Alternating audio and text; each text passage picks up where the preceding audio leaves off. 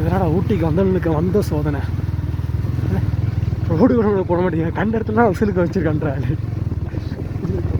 இதெல்லாம் மெயின் கம்மி குறைஞ்சா கீழே கிடக்குது.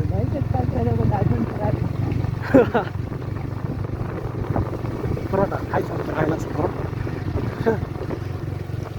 ஒன்றும் பெருசாக சொல்லிக்கிற மாட்டேன்னு யாரும் ஊட்டி பக்கம் வராதிங்க.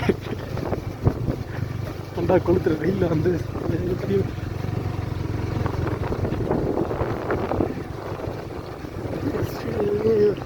சுற்றி பார்க்குற இடமா இல்லை ஹோம் பிளேஸ் தான் தெரியல. ஏன்னா வீடாக தான் இருக்குது.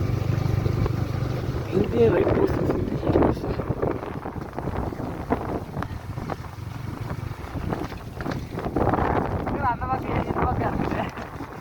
அப்படியே நல்லா இருக்காங்க அந்த இடம். ஜெல்லி சொல்லுவோம், ஜெல்லி கேட்போம். நாட்டு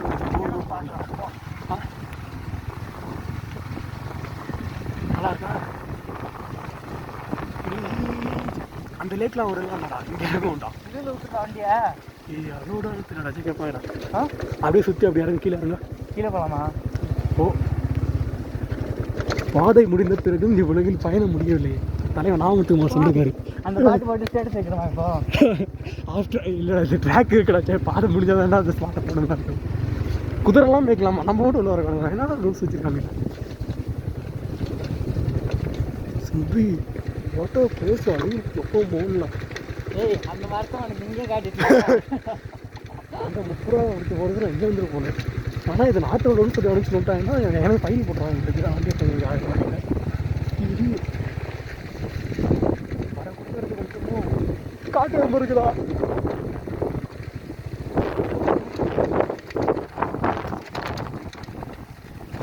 வண்டியை பார்த்தா அது என்னன்னு நினச்சிக்கிட்டா.